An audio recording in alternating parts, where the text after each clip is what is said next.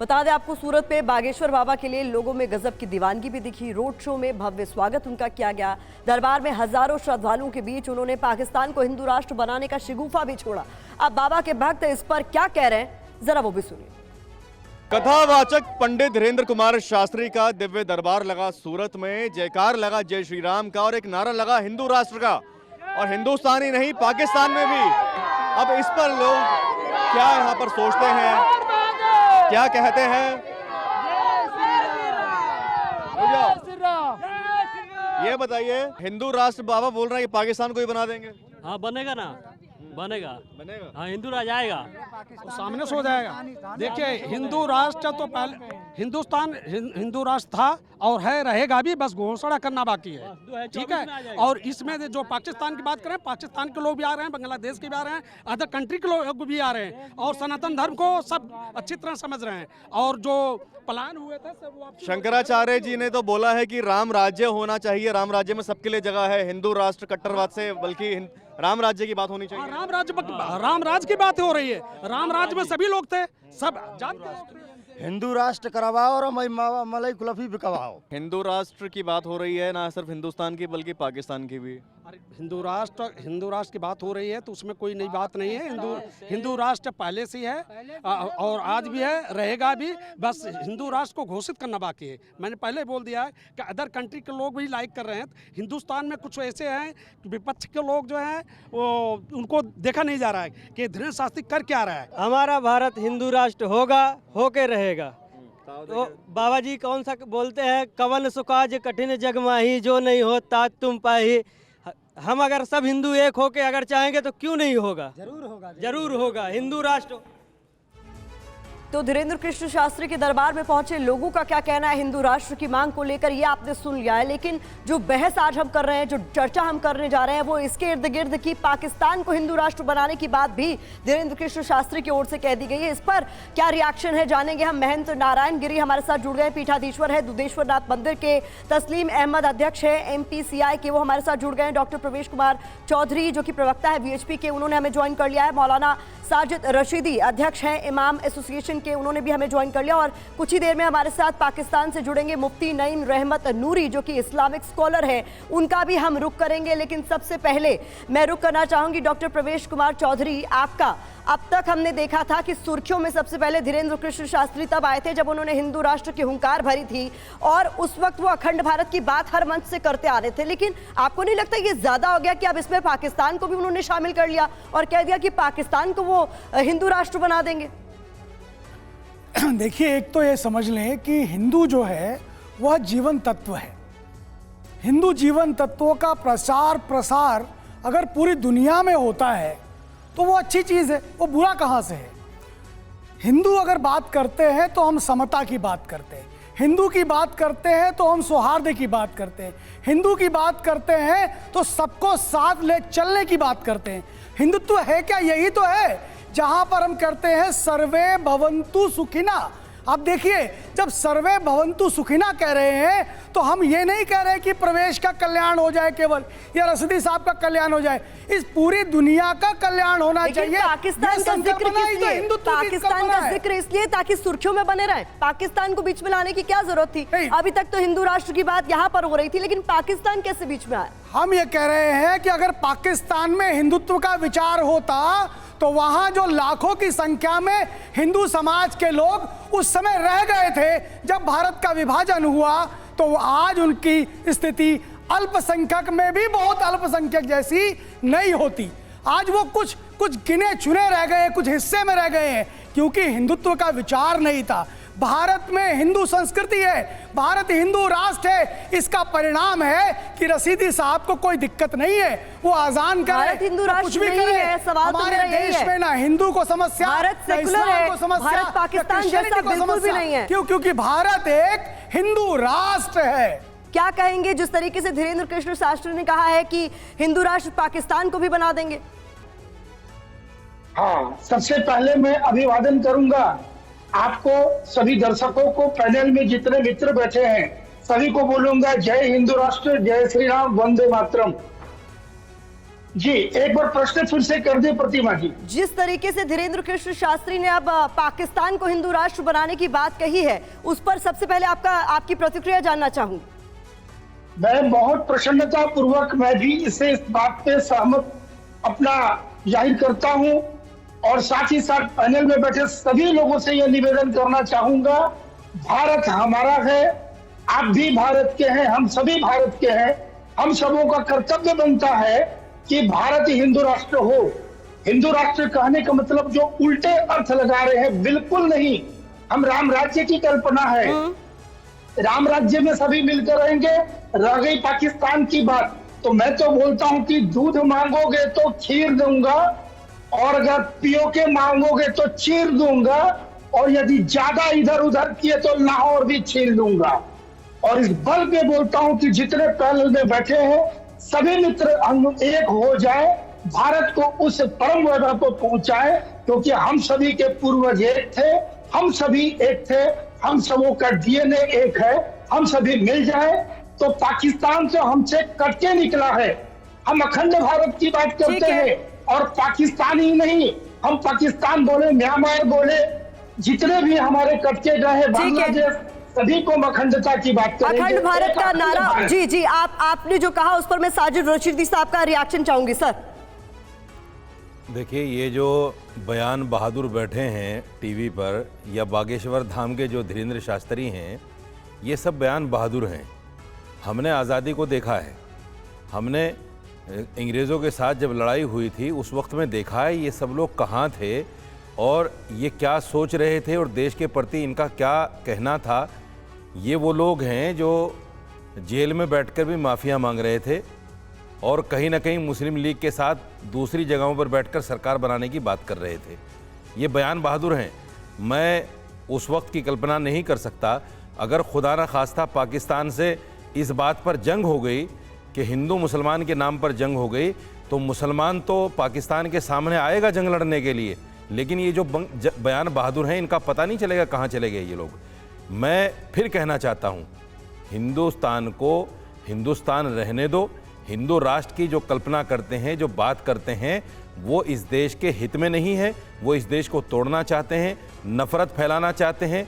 इस देश का जो सद्भाव है, इस देश का जो कल्चर है, और इस देश को जो पूरी दुनिया में जिस कल्चर और जिस सद्भावना की वजह से जाना जाता है, उसको ये ख़त्म करना चाहते हैं। हमारे देश को पूरी दुनिया में इसीलिए अच्छा और सही जाना जाता है क्योंकि यहाँ हिंदू, मुस्लिम, सिख, ईसाई सब मिलकर रहते हैं और प्यार से रहते हैं और एक दूसरे के साथ बड़ी खुशी के साथ रहते हैं। देखिए, मैं वो वाहिद आदमी हूँ, 2008 में जब करगिल जंग हुई थी, मैंने मुख्तार अब्बास नकवी के साथ मिलकर एक प्रेस कॉन्फ्रेंस की थी और मैंने कहा था कि अगर हिंदुस्तान की हुकूमत हमें इजाज़त दे तो हम हिंदुस्तान के तमाम इमाम पाकिस्तान के खिलाफ लड़ने को तैयार हैं। जी।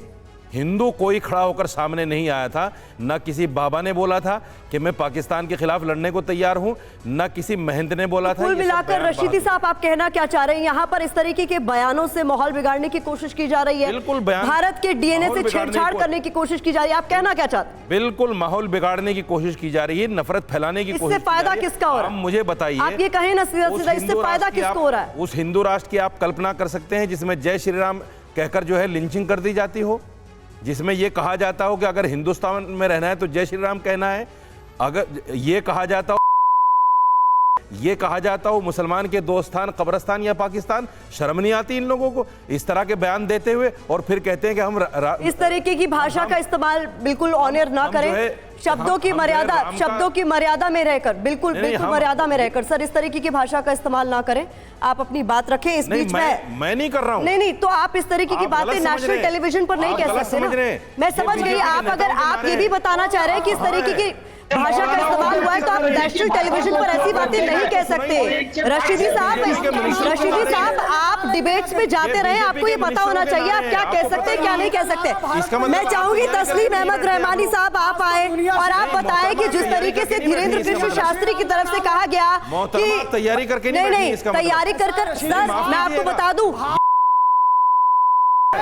नहीं किसका नारा है? रशीदी आपको साहब, पता है? गालियां भी दी जाती है, तो क्या आप पिछले नेशनल सरकारों में टेलीविजन की मिनिस्टर डिबेट पर नहीं आकर गालियां देंगे? मुझे इतना पिछले बताइए, सरकार में मिनिस्टर तैयारी का नहीं। क्या मतलब है? नेशनल टेलीविजन की आप डिबेट पर करें। आकर आप क्या गाली देंगे? आप किसको आप गाली एग्जाम्पल देंगे? दे, मैं ये कह रही हूँ, किसको गाली आप देंगे? एग्जाम्पल के तौर मैंने किसको गाली पर दी? नारे के लिए भी क्या आप क्या ये कहना बताएंगे कि ये कहा जाता है? बकवास कर रही हैं? नहीं, आप बकवास मैंने कर रहे किसको हैं। गालियां आप दी? लैंग्वेज पहले अपनी मैंने किसको देखिए, गाली दी है? आपने अगर लैंग्वेज नहीं, आप नहीं बोलेंगे ये, आप नेशनल टेलीविजन पर इसको नहीं आप इनका माइक अभी डाउन रखें, ये अपनी बात नहीं समझ रहे, इनका माइक डाउन रखा जाए। नहीं, आप नेशनल टेलीविजन पर ये बातें नहीं कर सकते, इस तरीके की भाषा का इस्तेमाल बिल्कुल नहीं। सर, नेशनल टेलीविजन पर आप ऐसे नहीं बोल सकते। मैं आपको जो समझा रही हूँ आपको सुनना होगा।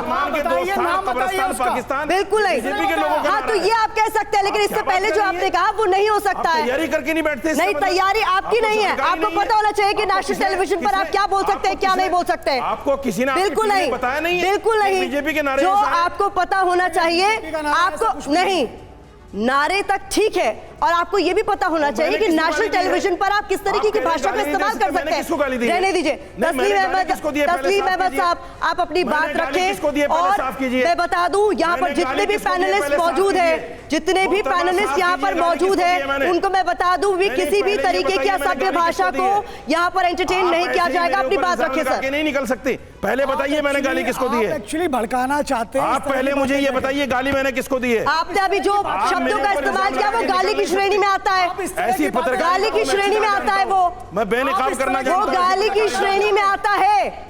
आप जिस बीजेपी शब्द की का बात इस्तेमाल करना आपने चाहती हैं? नारे के तौर आप पर किया वो बीजेपी की गाली की करना श्रेणी में चाहती आता है। आप बीजेपी के साथ खड़ी हुई नजर आ रही है मुझे। आप और इसे कोई भी इस्तेमाल करे, आप तो जिसने बीजेपी की नारे बात लगाए, कर रही अगर हैं। वो भी इस्तेमाल करता है आप तो तो उसे बीजेपी एंटरटेन की नहीं बात किया कर रही हैं। जाएगा।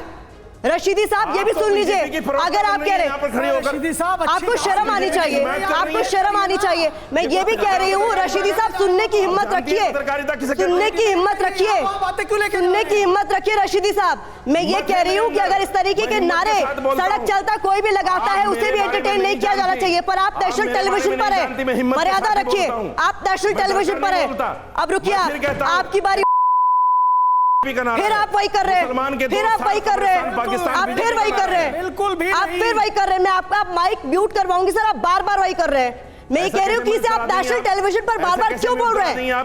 जो बाबा साहब हैं, इन्होंने जो पाकिस्तान में बात की है जाने की, तो मैं समझता हूँ सबको खैर मकदम करना चाहिए, और पहली फुर्सत में उनको पाकिस्तान चले जाना चाहिए, और वहाँ जाके हिंदू राष्ट्र या जो भी राष्ट्र वो बनाना चाहते हैं, उनके बहुत अनुयायी यहाँ भी हैं, वहाँ भी होंगे, ज़रूर करनी चाहिए ये कोशिश उनको, और बहुत जल्दी करनी चाहिए। सिर्फ यहाँ बैठ के नारा ना लगाएं, बल्कि अमलन करके भी दिखाएं, ये बहुत ज़रूरी है। एक बात। दूसरी बात ये, मुझे तीन ही बातें कहनी है, एक कह दी, दो और कहनी है बस। जी जी। दूसरी बात यह कि भारत एक कॉन्स्टिट्यूशनल सेकुलर डेमोक्रेसी है।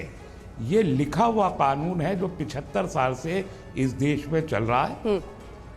उस कानून के तहत 80% से ज़्यादा लोग उस कानून को मानते हैं, और जब कॉन्स्टिट्यूशन के प्रियम्बल में किसी धर्म का जिक्र ना हो तो किसी भी शख्स को इस देश में, जो 142 करोड़ भारतवासी हैं, भारत के शहरी हैं, खुद को भारतीय कहने पे गर्व महसूस करते हैं, उन सब लोगों की 142 करोड़ की ये जिम्मेदारी है कि वो भारत को एक सेकुलर सोशलिस्ट गणराज्य माने। और अगर कोई किसी धार्मिक राष्ट्र की यहाँ बात करता है तो वो इस कॉन्स्टिट्यूशन के खिलाफ वर्जी है, और सुप्रीम कोर्ट ऑफ इंडिया ने कहा है कि हेट स्पीकर्स को सो वोटो लेते हुए पुलिस को उनके खिलाफ कार्रवाई करनी चाहिए। खालिस्तान का नारा लगाया था जिन लोगों ने, उनको देशद्रोही माना गया था, टेररिस्ट और आतंकवादी कहा गया था, और थे, वो सही था।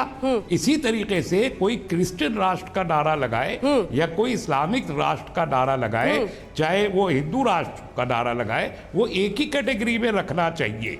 तीसरी और आखिरी बात मैं कह दूं, भारत सनातन धर्म का देश है, और सारी दुनिया में सबसे पहला धर्म का जो पहली अंडरस्टैंडिंग है वो है ही सनातन की। ये एक प्रूवन फैक्ट है, हर स्क्रिप्चर में, हर लिटरेचर में आपको मिल जाएगा। और सनातन, भारत का मिजाज सनातन धर्म रहा है। हिंदुत्व एक पॉलिटिकल आइडियोलॉजी है। भारत में जो मेजॉरिटेरियन धर्म है वो सनातन लाखों साल से रहा है, आज से नहीं है, जब से सृष्टि की संरचना हुई है, जब से महत्वपूर्ण बात आपकी। ह्यूमैनिटी इस दुनिया में है, तब से सनातन है। तो आज जब बाबा जी ये बात करते हैं कि आज मैं हिंदू राष्ट्र बना दूंगा, तो लाखों साल के हमारे जो ऋषि, वैद, मुनि और इतने बड़े साधक और साधु रहे हैं, वो मुझे लगता है कि उनको कह रहे हैं कि जो काम वो नहीं कर सके वो मैं अब लाखों साल के बाद अब मैं करूंगा। ये गलत बात है। मैं समझता हूं ये सब उन सब का अपमान है। भारत में कहा गया वासुदेव कुटुंबकम जी, तो वासुदेव तो पूरा ब्रह्मांड है, सिर्फ भारत तो नहीं है। ठीक है। अगर सनातन धर्म को क्यों पाकिस्तान में, इंडोनेशिया में, पूरे अमेरिका में, लंदन में, यूरोप में तब लाखों साल का समय था, क्यों नहीं गया? और इसके बरक्स बुद्धिज्म जो यहीं से निकला, यहीं से बुद्धिज्म पैदा हुआ, इसी भारत की धरती से। बात साहब आपने कही कि जो हमारे डीएनए में सेकुलर है, जो कहा जाता है हमारे डीएनए में है, उससे छेड़छाड़ नहीं की जानी चाहिए, ना ही वो एक्सेप्टेबल होना चाहिए। इस बीच देखिए हमारे साथ पाकिस्तान से एक मेहमान जुड़ गए, मुफ्ती नईम रहमत नूरी, इस्लामिक स्कॉलर है। बहुत स्वागत है आपका TV9 भारतवर्ष पर। आपसे ये जानना चाहूंगी कि जिस तरीके से, अगर आपने सुना हो, धीरेन्द्र कृष्ण शास्त्री, वो उनकी तरफ से कहा गया है, कथावाचक है, कि पाकिस्तान को भी हिंदू राष्ट्र बना देंगे वो, उस पर आपका रिएक्शन पहले जानना चाहूंगी। बिस्मिल्लाहिर्रहमानिर्रहीम। मैं बड़ा शुक्रगुजार हूँ सारे दोस्तों का, जो पार्टिसिपेंट हैं, जो इसमें शामिल हैं।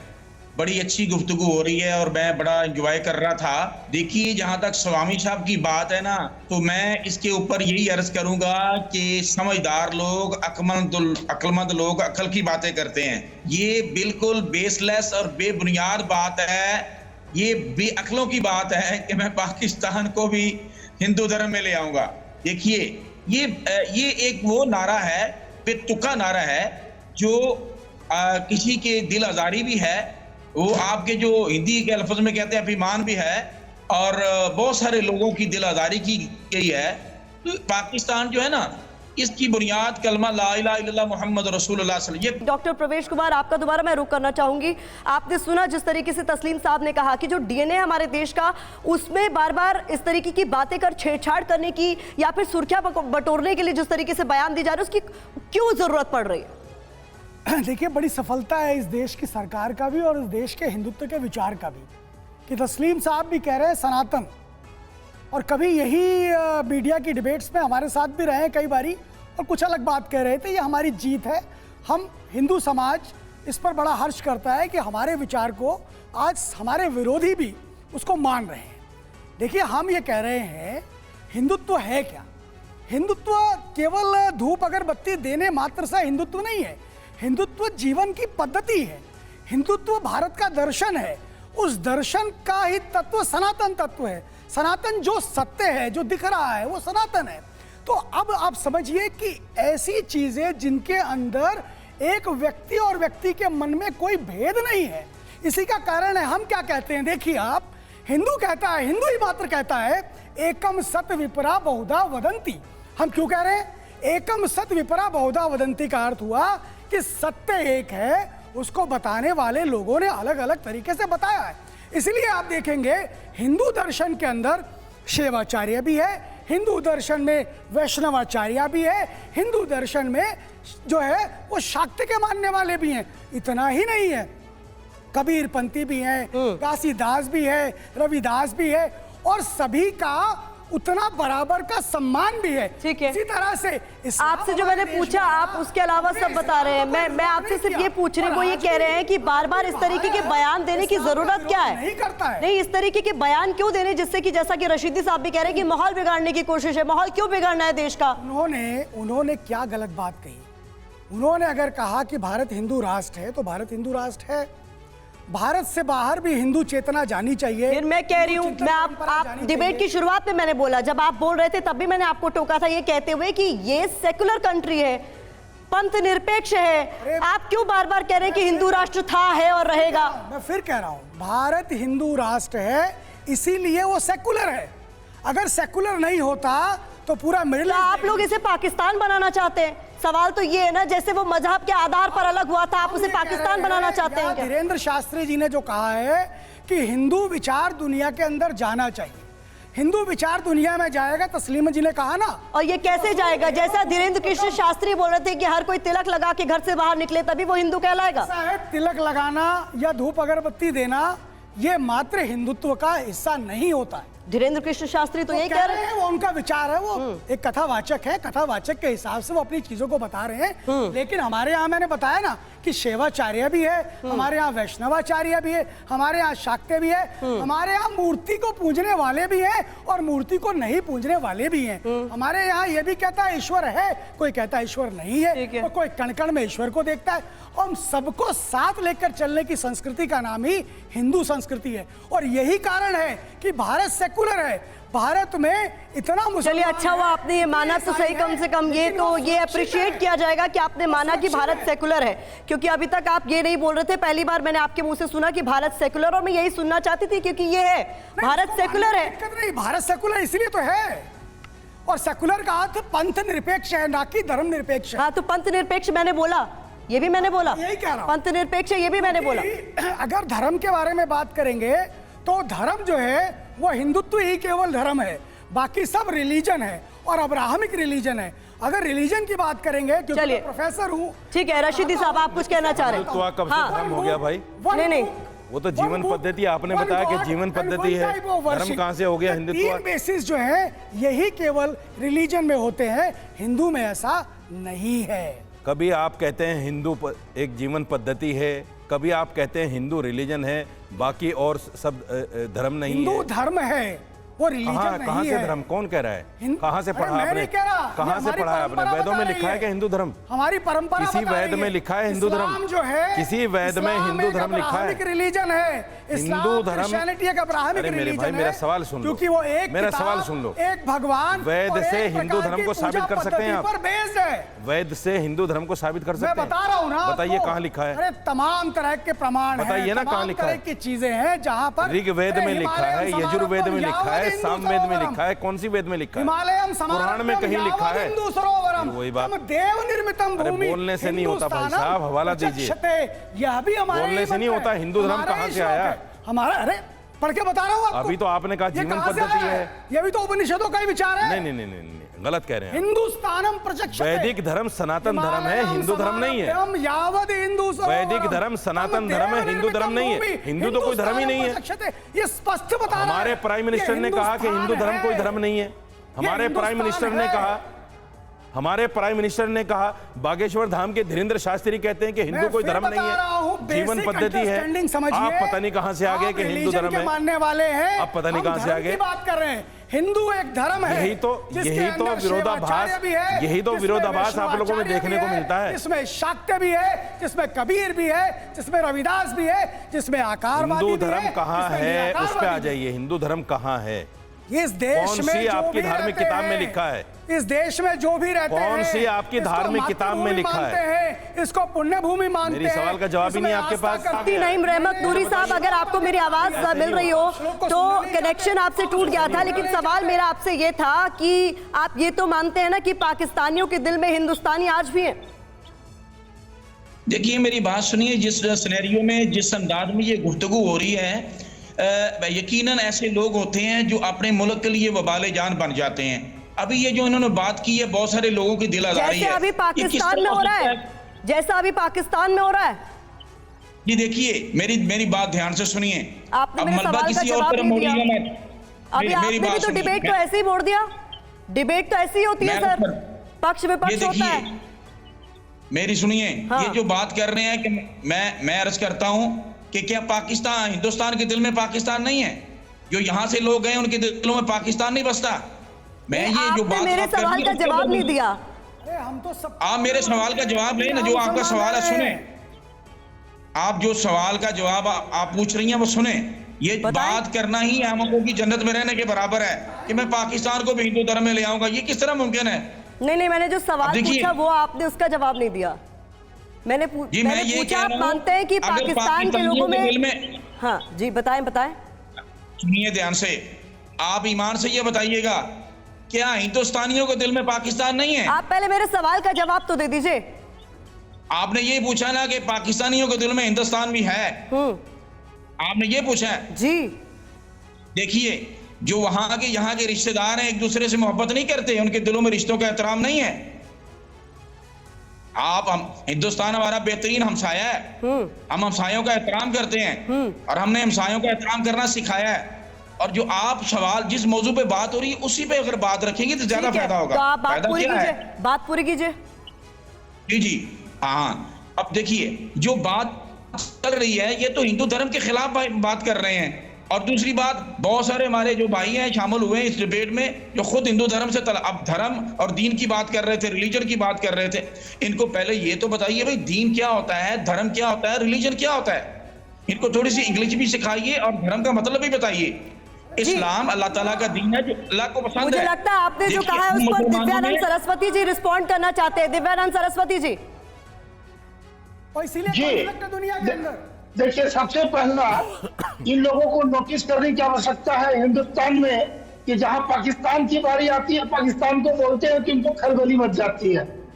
पाकिस्तान से जो नूरी साहब हैं उनको बोला जो कि आप तुमसे बिछड़े हुए हैं, हम तो एक करने की बात कर रहे हैं। हमारे पूर्वजों से कहीं आपके पूर्वजों से जो भूल हुई थी आज उसको सुधार करने का एक बहुत अच्छा अवसर है। हम अखंडता की बात कर रहे हैं।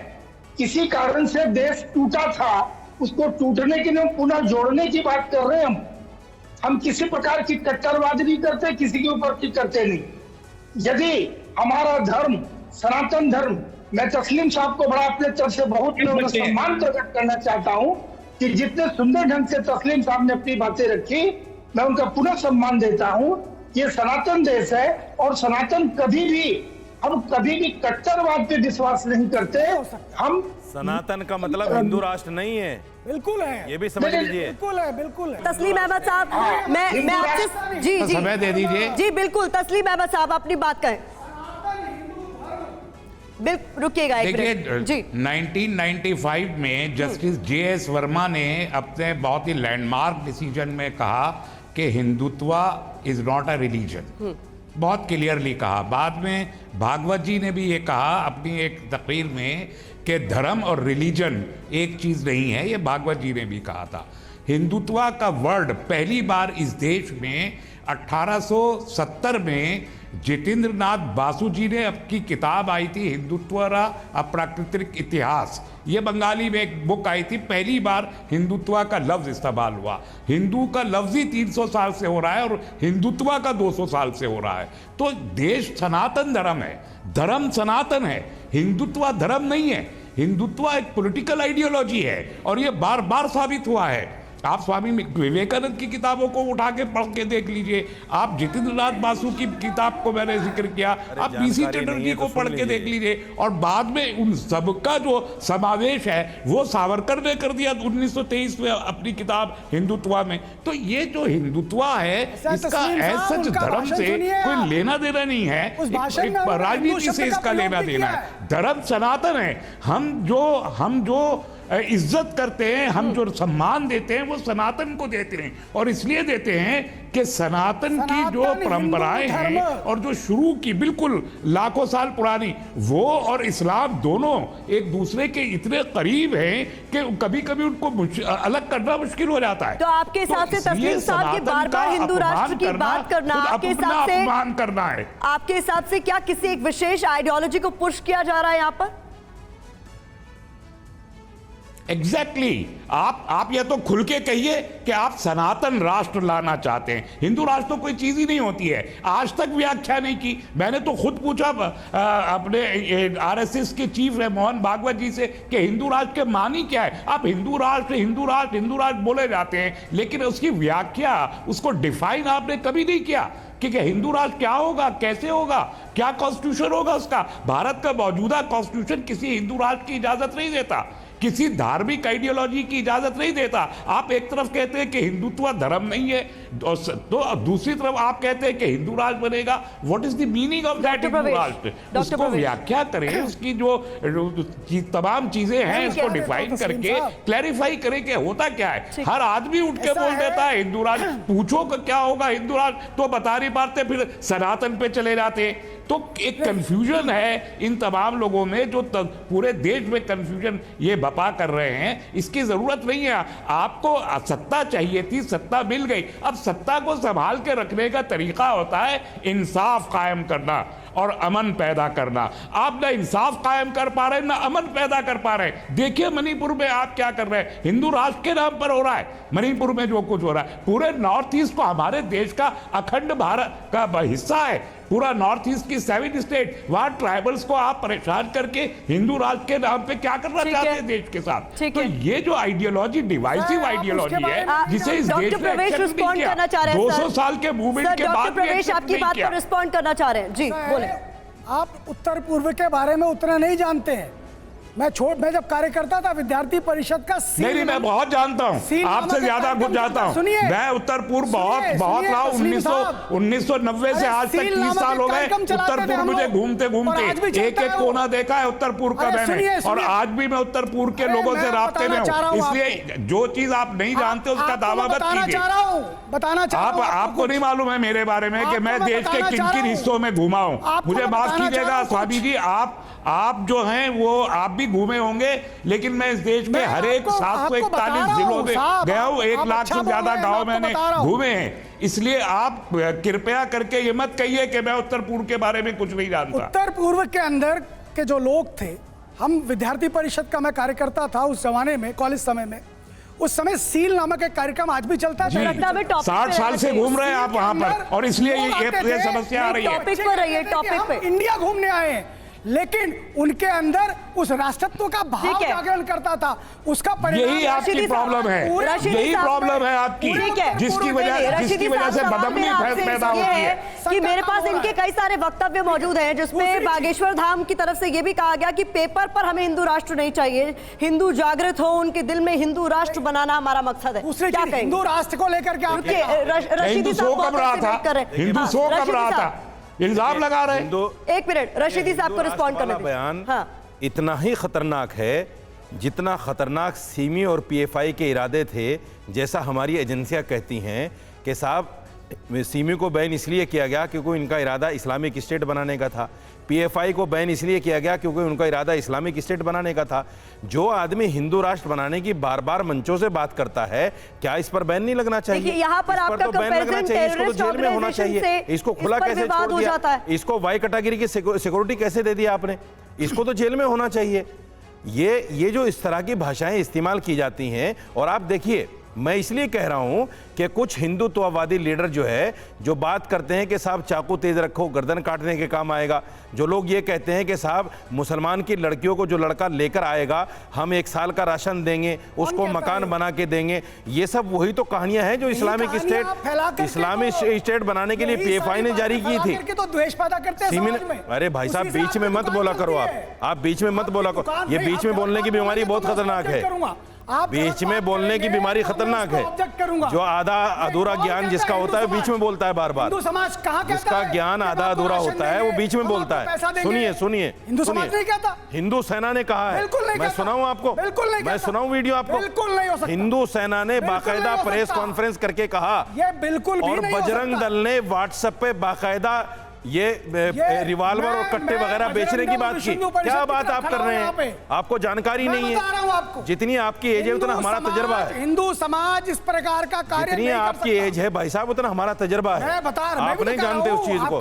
थोड़ी आप बीच में नहीं बोला करते किसी के। ये अच्छी सभ्यता नहीं है। ये अच्छी परवरिश की बात नहीं है कि आप बीच में बोलते हैं बार बार। जब आपका नंबर आता है, तो धीरेन्द्र कृष्ण शास्त्री ने एक बार फिर से अपने बयानों से भूचाल ला दिया है, और इस बार तो उन्होंने हिंदू राष्ट्र की बात कहते कहते पाकिस्तान का भी जिक्र कर दिया है। जिस बार तो इसको लेकर जो इस बार भूकंप आया उसके झटके आने वाले दिनों तक, कई दिनों तक महसूस होंगे।